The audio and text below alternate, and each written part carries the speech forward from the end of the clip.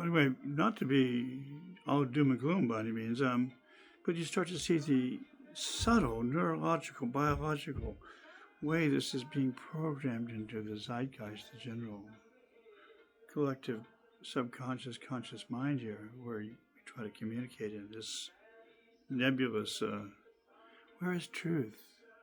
How do you judge truth here? You know? Where's that touchstone? How do you know? Just one more person, who? What? Where is the way that truth, and this is where I always bring it to myself. Well, take it into my breath, to my heart. Feel it. Does it bring me happiness? Does it bring me health? Does it bring me joy? But I take the time to examine whatever needs to be examined in that kind of encompassing way.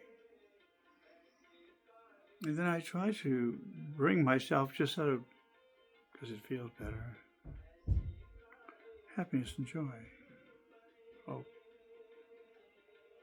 The idea of evolution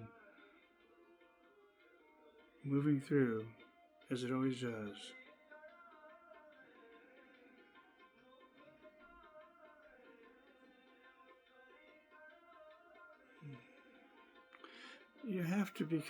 I have to become aware of those energies, and then they go through me. They move, and I let them move through my body, as it were.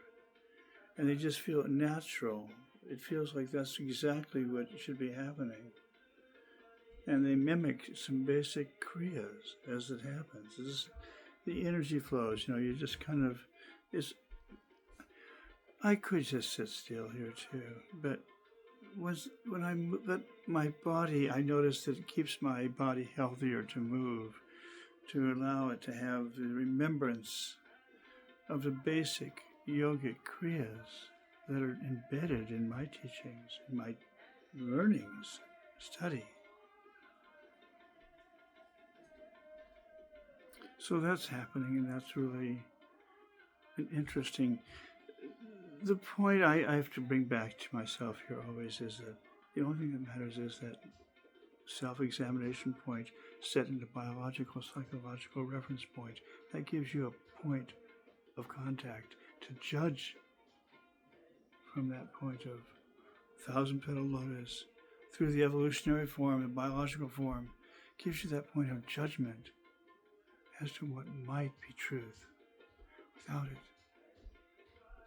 the third eye opens, pituitary pineal secretes, and the infinite possibilities of the quantum universe arise. And there you are. And what are you going to do with that beyond schizophrenic vision?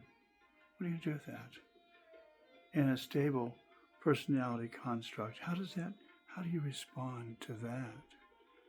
What's the proper response to that? Stability of personality structure is important. The mythological way that you view yourself and I view myself have to be imprinted upon the actual reality of our lives. Then it becomes real. There you are. You become real. Then enjoy that reality. The reality means that you have, just by your imagination now, have control over the energetic part of your being here. And you can bring happiness, joy. The neurotransmitters become right there at your beckon, if you would. You use them judiciously.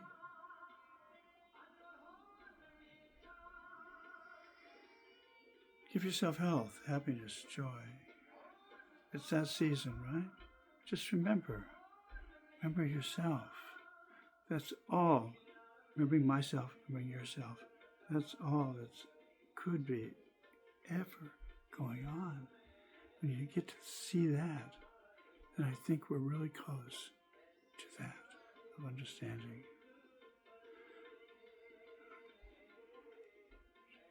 Just messages from the outpost here of advanced kundalini Siddha consciousness. So now.